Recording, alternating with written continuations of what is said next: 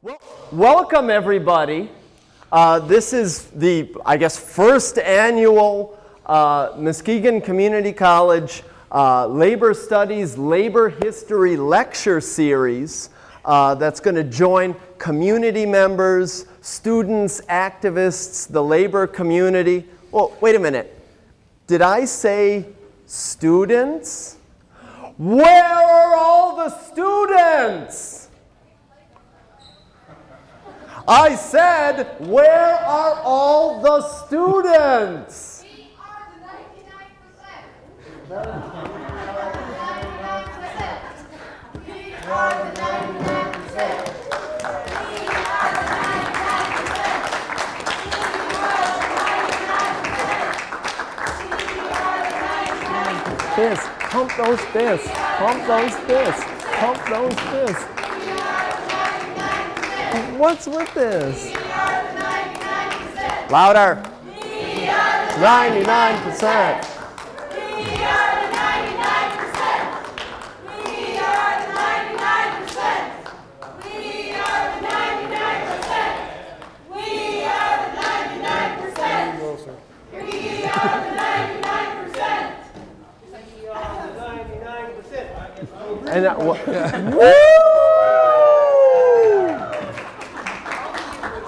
all right, sit down, all you rabble-rousers, because the 1% has something to tell you. Well, okay, so I promised that we would have students, and now we have students. But what were they doing? They were rabble-rousing in the halls. Unfortunately, maybe not enough of our students rabble-rouse in the halls these days. So now I can officially welcome members of the labor community, members of Muskegon Community College, the local community, and our students. Thank you so much, students. Let's give them a hand. Because you know, we're here for the student enrichment, the student enlightenment, and their continual uplifting. So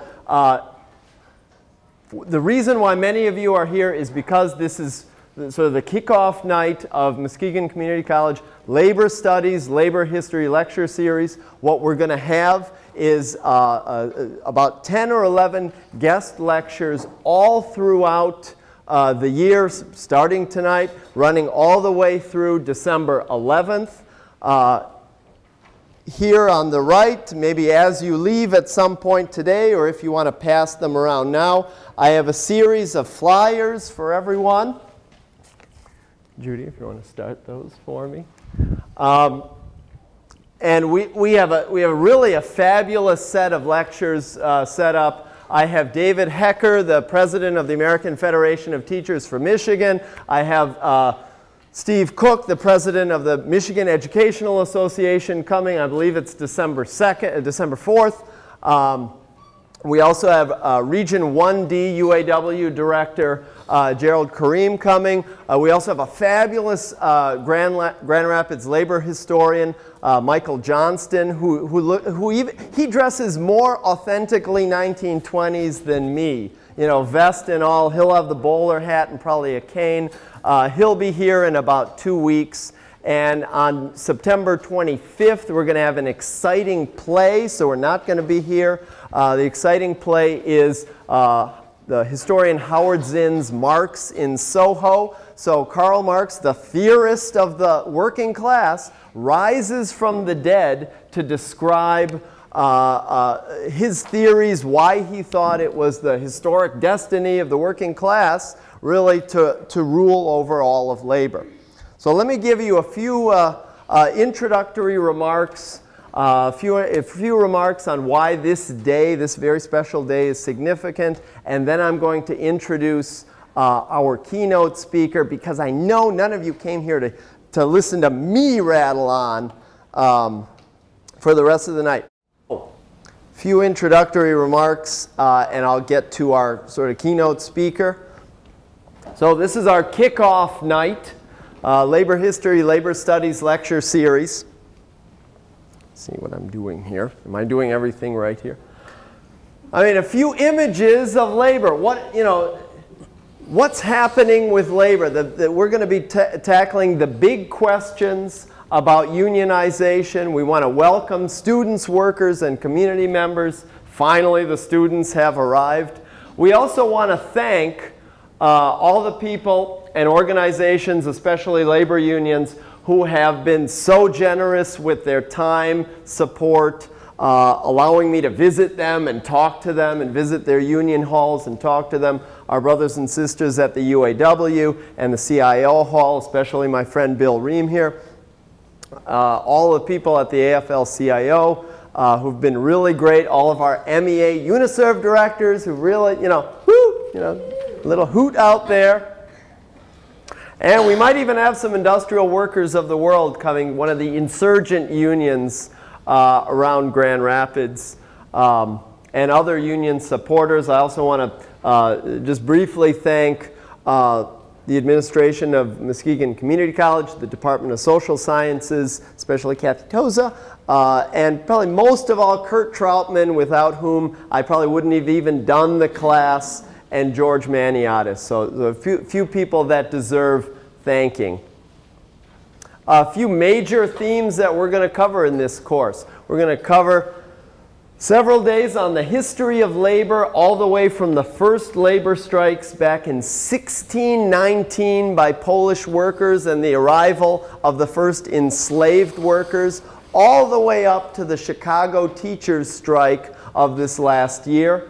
We're going to cover different types of theories, different thoughts about how the workplace changes, what work really means, and how work contributes to all of life.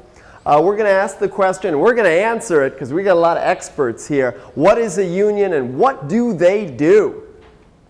We're going to run a collective bargaining simulation later with the students. Some of you might want to watch that and laugh as they struggle with it. We're going to talk about, the labor movement and the union movement is fundamentally about social justice, respect at work, not just that nice Aretha Franklin song.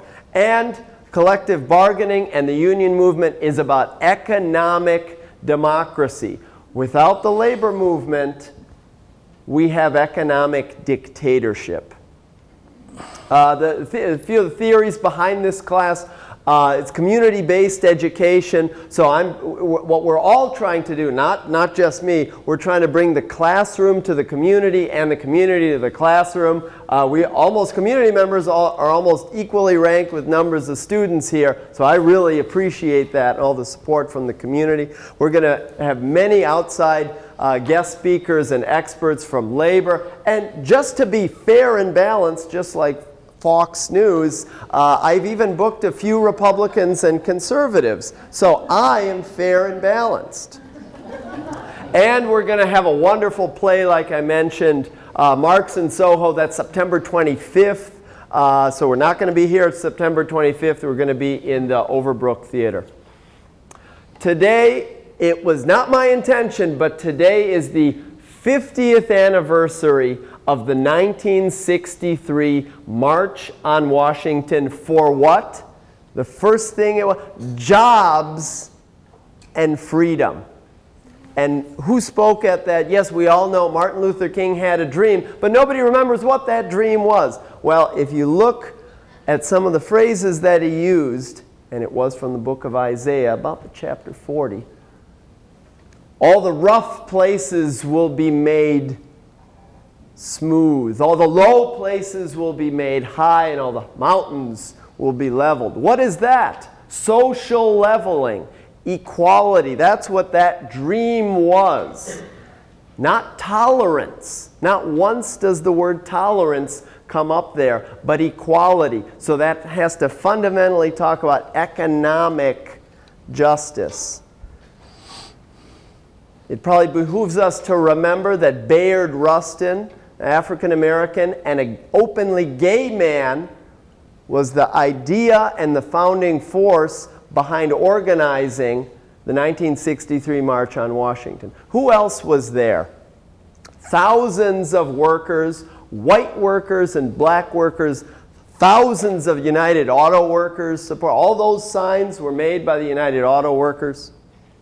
Here, who do we have here? We have Kennedy in the middle, you can recognize. Who's standing next to Kennedy? Besides Lyndon Johnson to his... Who am I looking at? To Kennedy's right. That's Lyndon Johnson. Who's to his left? Who's this man here? Nobody knows. Philip Randolph. Philip Randolph, the president of the sleeping car porters. Just below, because he wasn't a tall man, just below Johnson was the president of the United Auto Workers, Walter Reuther. Also present in this picture, the only living person left from this picture is John Lewis, who just spoke about 2.5 hours ago in Washington. And of course, probably the most famous, even more famous than Kennedy, we have Martin Luther King. So I mean, this march was fundamental in changing not only the thinking of the country, but sort of the fundamental economic fairness and access in our country. So, I mean, 50 years ago, you know, to reflect on 50 years of this march, changes that have happened, and changes that really still have to come. 2.3 million people in prison. Half of them are African Americans. An unemployment rate that in Muskegon County is around 11%, 7.4% nationally.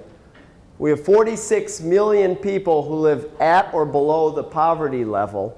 We have ballooning, rising student debt. Nothing that the march wanted. Again, we have Reuther and King. We have prominently Martin Luther King, but also look what the UAW says. End segregated rules in public schools. 2013, we got segregated public and private schools. Where have we gone in 50 years? We desegregated some schools, but we got rid of the old Jim Crow. Have we had a new Jim Crow? Okay, I want to be quiet. I want to thank everyone here. I want to take a minute to introduce tonight's speaker. Excuse me, I didn't have papers with me. Such a bad academic not having his papers with me. I want to really thank tonight's keynote speaker, Brent Gillette. Let me tell you a little bit about the guy. Brent Gillette is a lifelong resident of Muskegon County, currently living in Sullivan Township. 1978, Brent was employed at Sealed Power Corp and became a member of UAW Local 637, where he held many elected positions representing over 1,000 members. In 1990, he was selected to represent working families at United Way of Muskegon as the AFL-CIO labor liaison. During this time, Brent explored many leadership positions, such as Fund Development Officer, County Campaign Director. In 2006, Brent accepted a joint position as the State Director and Field Mobilizer with the National AFL-CIO, that's American Federation of Labor, Congress of Industrial Organizations. Patrick, write that down. In 2012, he joined the SEIU Healthcare Michigan team as their Muskegon membership representative. Currently, Brent's the president of the West Michigan Labor Council, AFL-CIO. He's really involved with the labor movement. I saw him presiding. He was very presidential. He's a political and community activist. He organizes people for better economic opportunities. That's the economic equality that I talked about. And trains union activists about issues affecting workers and their families in Michigan. Throughout his career, Brent has been involved with many committees and organizations that help people throughout the state of Michigan. Do you want to know? He's married to his wife Tammy for 34 years. He has 4 grown children. I only have 1, so he's got 3 on me. 6, Brent, you didn't tell me 6 grandchildren with 1 on the way. He's a much better labor speaker than me. Let's give it up for our first guest.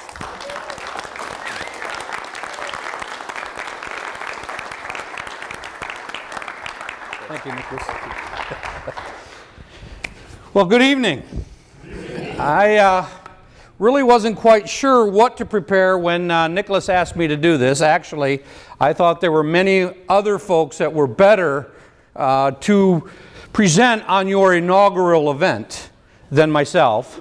But Nicholas is a very persuasive individual, and he definitely made sure that that was his target, that it would come true, and so here I am. But what I wanted to talk about tonight, you know, when I seen the curriculum, I really got excited about it because of the fact that a lot of the stuff that we're going to talk about, or you're going to talk about and hear about throughout this session, is exactly what I lived my whole life.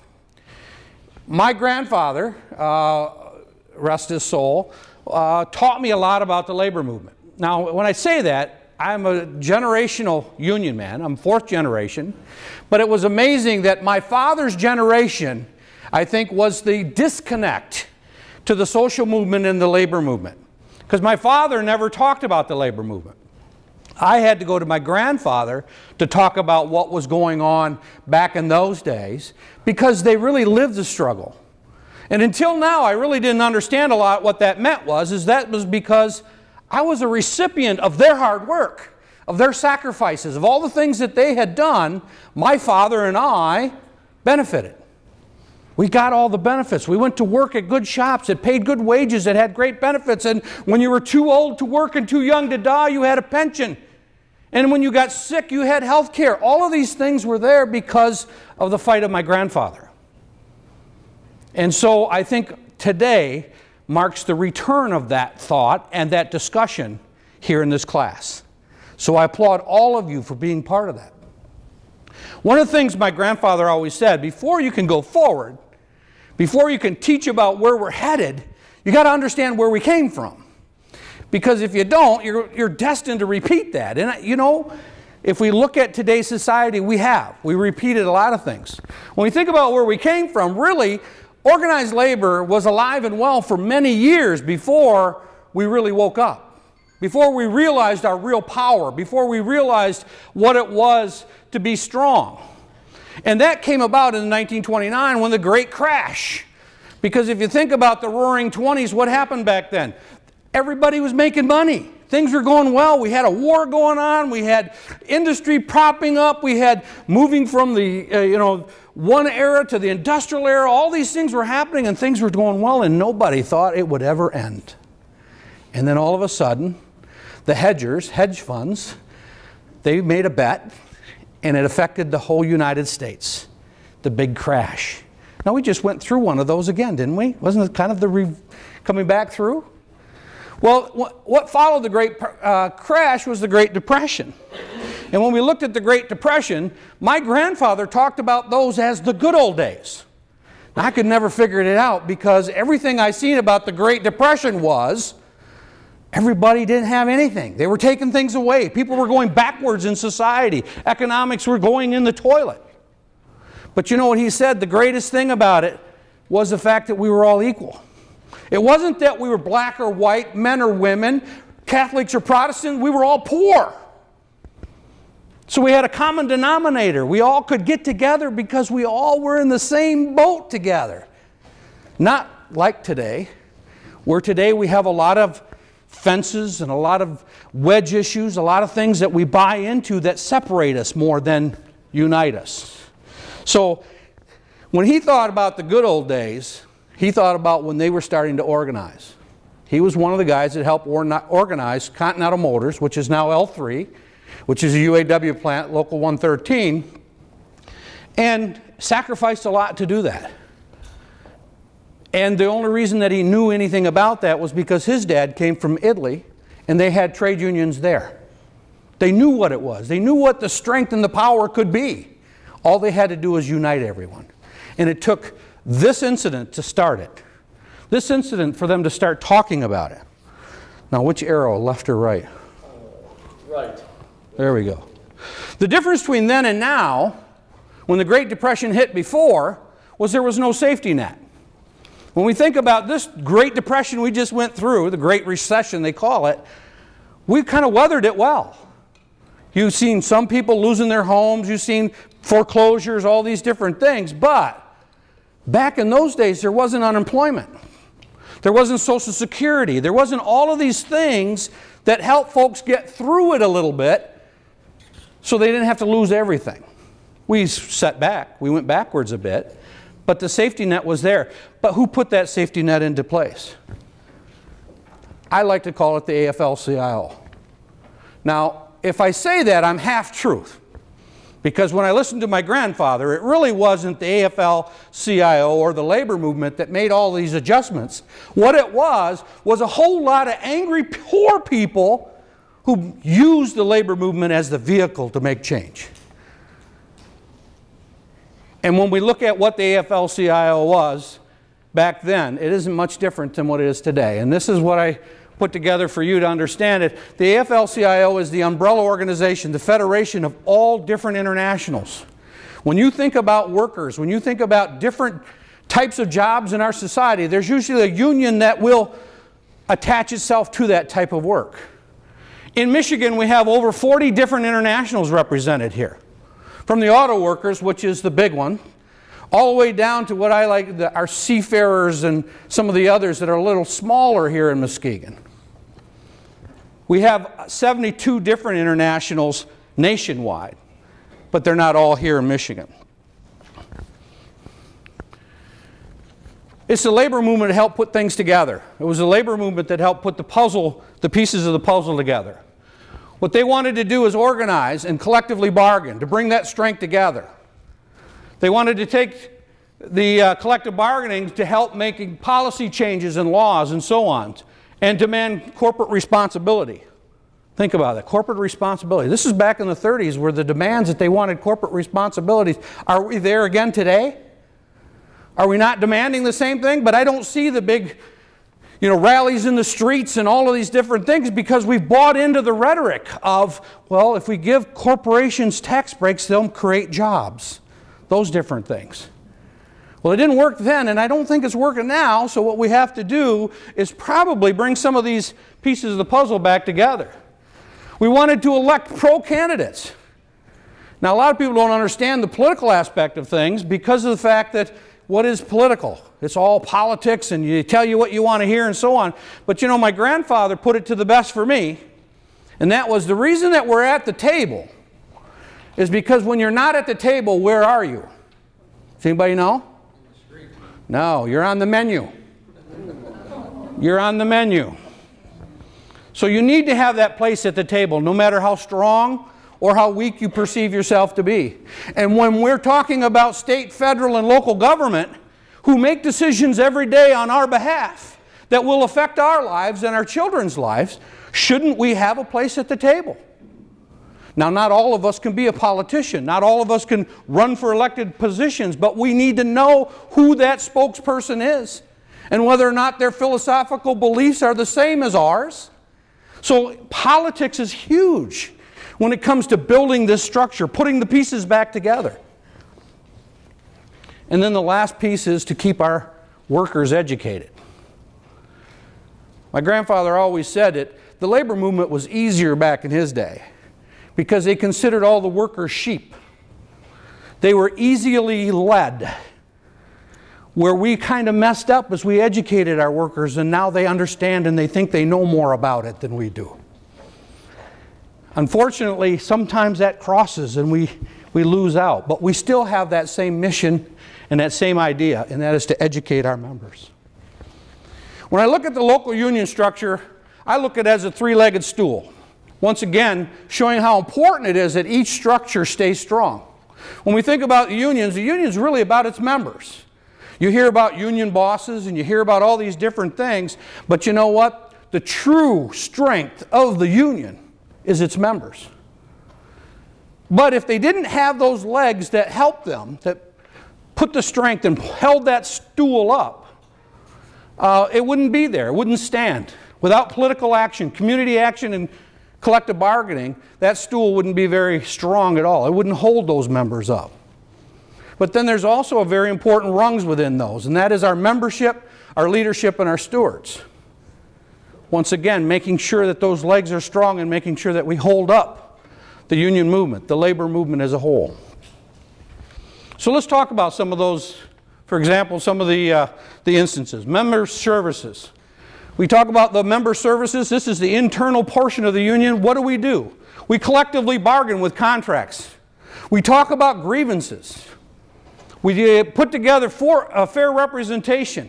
We look at how we've done things in the past and make sure that it stays fair, that we don't deviate from that. Just because somebody else got hired or something changed, or, you know, I get so tired of this, we got to compete with the rest of the world. We're a global economy. Well, hopefully by the time the end of this class, by the time this session is over, you'll understand that we are the most productive nation in the world.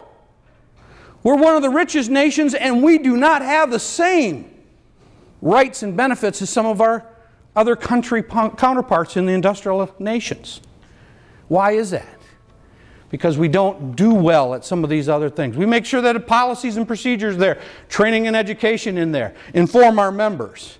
When you talk about our leadership, that's their job, is to make sure that our members are educated, motivated, and activated, to make sure they understand what's at stake, how it's going to affect them, and how it's going to affect us as the broad picture.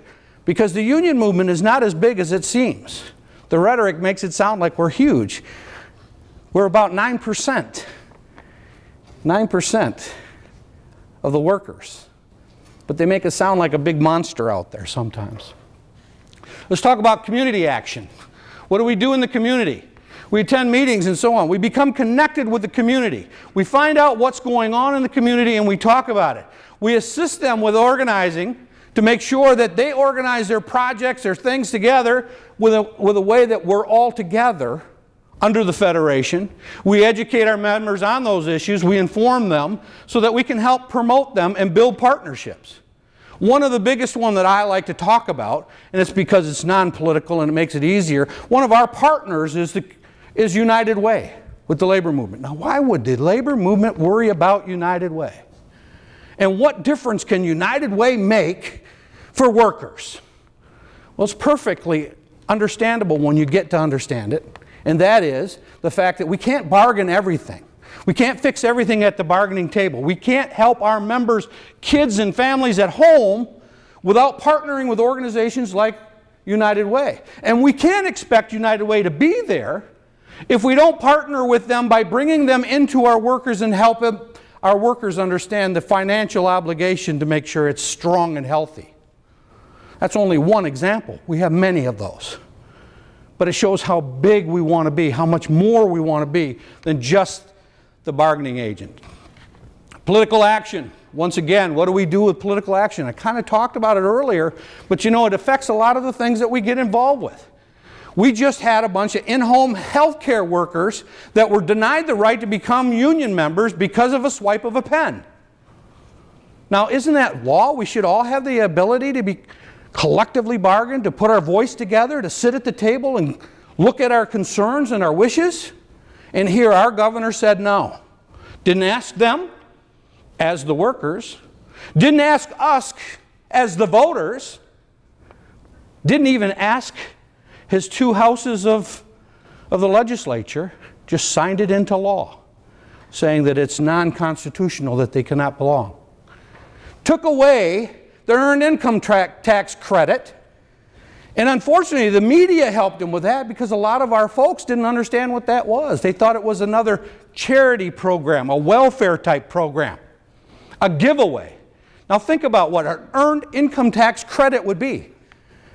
Earned means you have to work. You have to earn it. It's a credit from your income tax.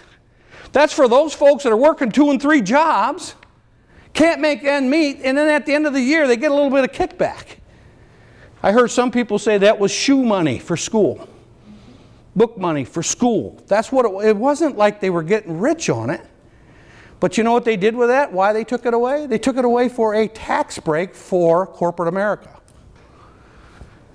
Tax on our pension. Once again, they looked at both ends of the spectrum when they were looking at trying to balance the budget.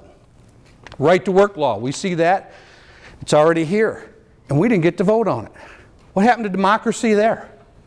It happened in a lame duck session. It happened when they had the doors are closed. I mean, when I think and hear about these things happening in our world, in our United States today, I think about the good old days back in the 30s, in the 40s, when it really wasn't mature enough to allow this to happen. And we're letting it happen today. It also deals with us here. Roads. Big one today. Look at our roads today. That's our legislature making those decisions on how the roads are and how the money's spent.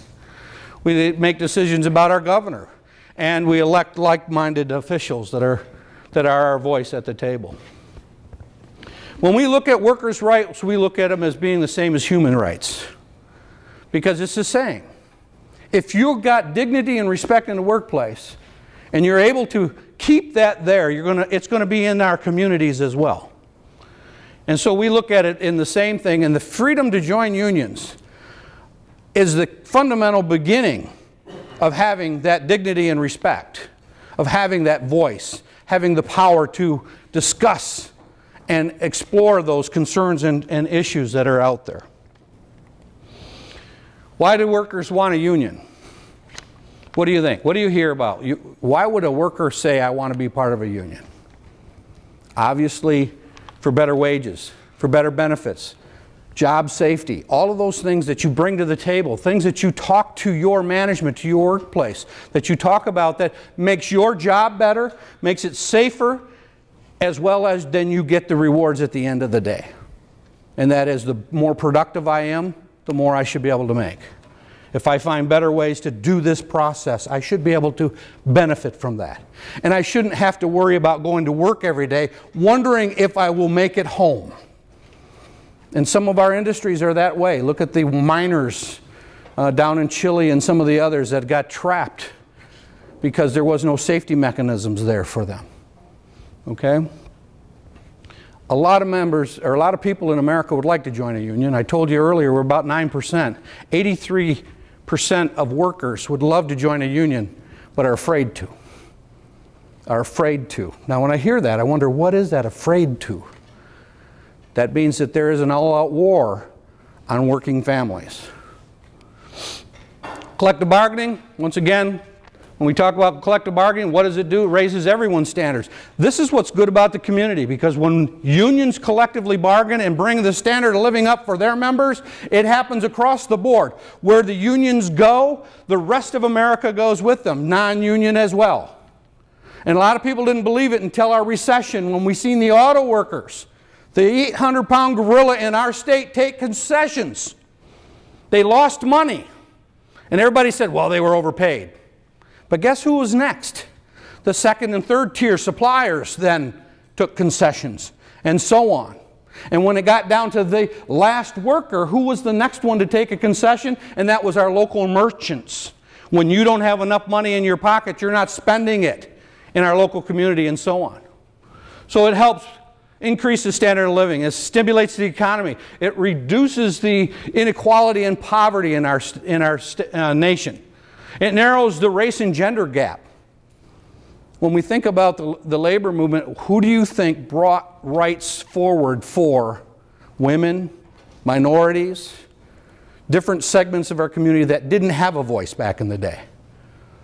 They used the labor movement once again to bring those gaps together.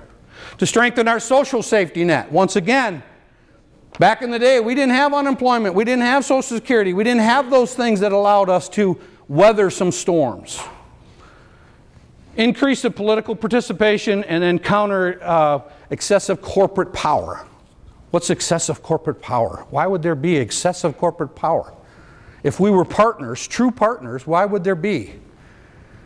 Because there'll always be greed.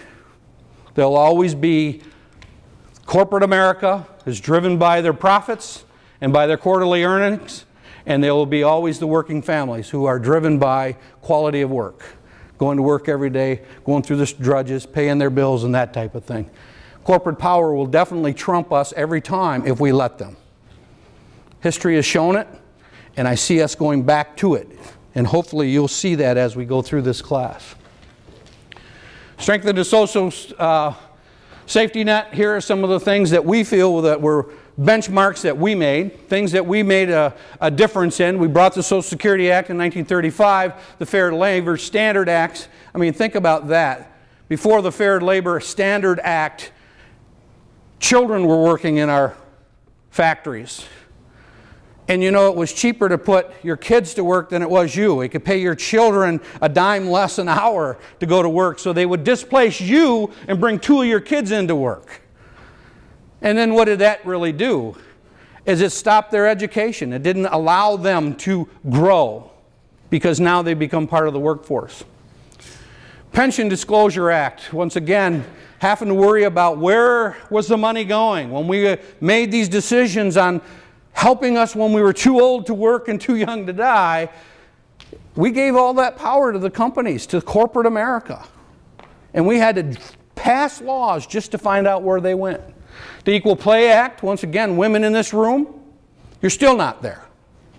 We're getting closer, even with our new president who signed some new laws that brought us even closer. But you know what? It's not dollar for dollar. You're still kind of a second-class worker. In some cases third, and so on. Civil Rights Act, you've seen the wonderful photos of what today's anniversary is. Once again, always looking for civil rights. The Medicare Act, occupational safety, health, once again, making sure our workplaces are safety, putting a mechanism in there as a bird dog, a watchdog, and that's in jeopardy today. We see that our government, the state of Michigan, is trying to take that away from us.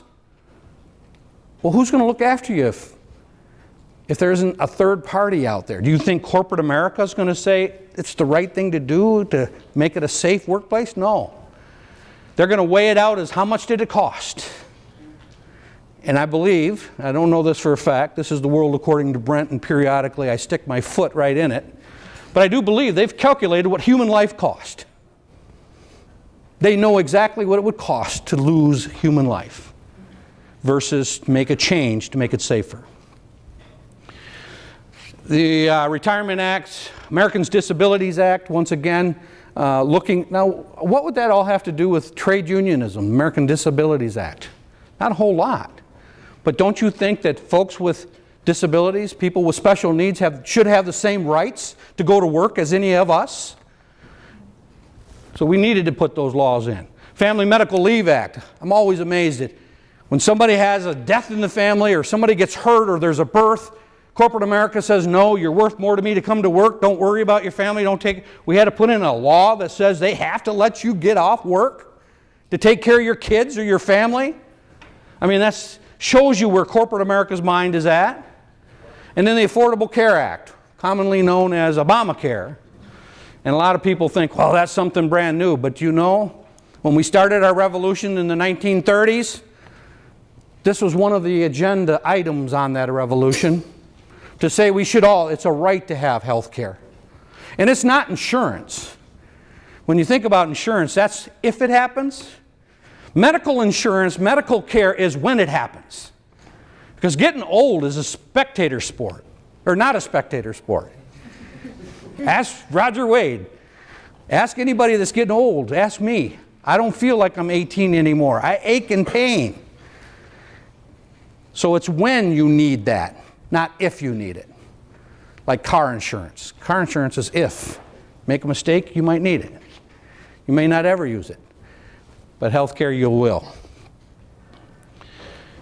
When there's no checks and balances with corporate America, what happens to us?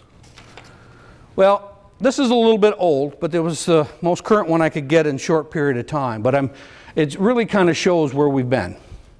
When we think of 1947, that's when it became legal, when we had laws that said that we can become union members, that we're protected under federal law.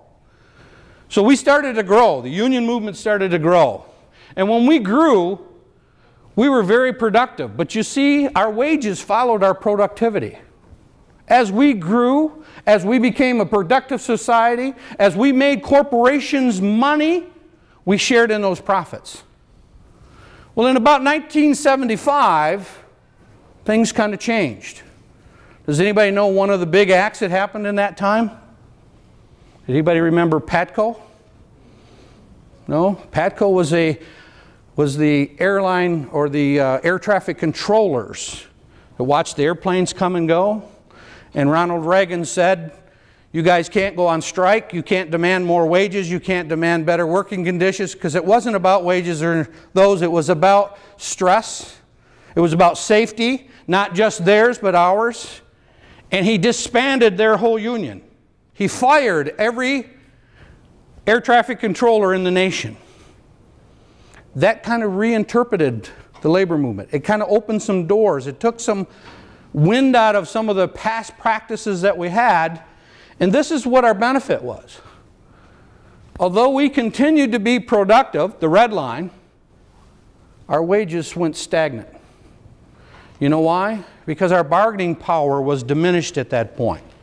Language was starting to be introduced to attack our ability to follow our productivity with laws and so on. When we look at 2006, the productivity difference between there was 388%. Now think of 388% difference. So that means my wages didn't go up, but I made more products, I made better products. Where do you think that went? It went into corporate America.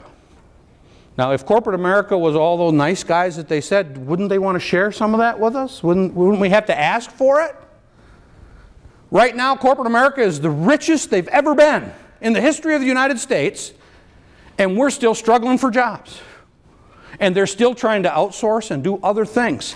This is why the labor movement, this is the clearest picture of why the labor movement is so important for checks and balances. Because we are at the table, we're asking for our share, we're asking for what is rightfully ours, that we worked for, and we're being denied. Here's another good example of it. Back in 1980, CEO pay was about $42 per every dollar a worker made. In 2007, it had grown to $364 for every dollar. Now, I have never figured that out. As a person of being in my stature, when I'm comfortable, I'm happy. When I can pay my bills and put food on the table and buy those tennis shoes for my kids and do that kind of thing, I'm a pretty happy guy. But why would corporate America need that type of ratio? Those are billions and billionaires. How can one person spend that kind of money? How can those corporate executives feel they're worth that much more than the janitor that cleans this floor, than the foundry worker that pours the iron, than the teacher that makes sure that you're safe at school and you get the education you need, more than the bus driver or any other occupation that's out there? Are they smarter? Are they more important? I don't understand it. If you find that answer, please call me and tell me. Agree. I think that's about the obvious one, but there's got to be something. So hopefully you'll get that idea of what's going on. Back in the early days, Samuel Gomper was a very important man because he helped a lot of people. He wasn't the highest educated person in the world. He wasn't the greatest guy in the world. But you know what? He had focus of making sure that people were taken care of. He read to porters on trains. He did all kinds of things that just uplifted people. One day in Chicago, a reporter asked him, "What does labor want?" And his response was a quick one, the very first one. He said, "We want more." Well, this reporter was just elated. He thought, "Oh, I got him now. We want more." They're greedy. They want everything. They want more. Well, when you read this passage, you really understand that things haven't changed from 1938 or 1893 to today. What do we want? We want more schools and less jails. We want more books. We want more learning and less vice. More work and less crime. And if you think about it, a lot of that correlates with each other. There are good people out there that do bad things because of their economic situation. They make bad decisions because of the things that aren't available to them. We want more opportunities. We want more manhood, more noble, make more womanhood more beautiful, childhood more happy and bright. Not much different than today.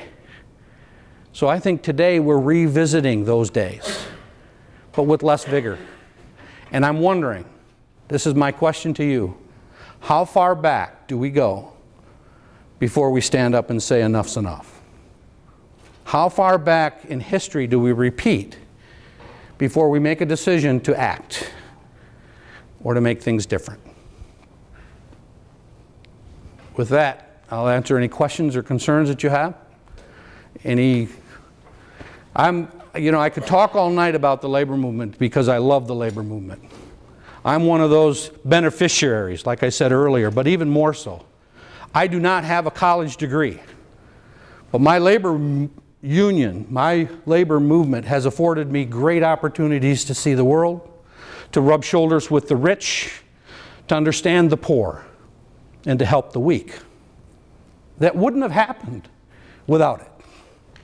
So I'm wondering, when do we all decide that it's important enough for the rest of the world to have these opportunities to make life better? I want to thank you very much for the opportunity to come in and talk to you.